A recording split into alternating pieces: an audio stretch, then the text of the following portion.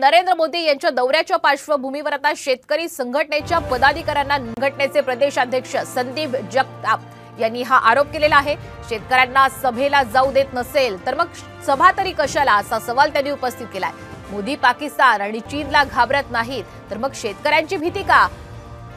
संदीप जगताप यांनी अशा वेळी हा सवाल उपस्थित केलेला आहे। शेतकऱ्यांना विनाकारण पोलिसांकडून त्रास दिला जात असल्याचं सुद्धा संदीप जगताप यांचं म्हणणं आहे।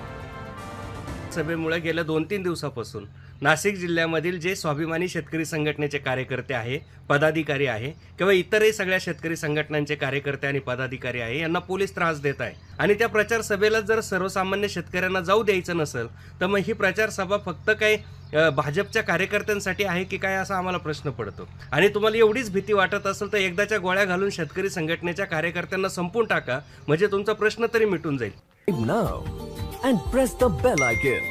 Never miss an update.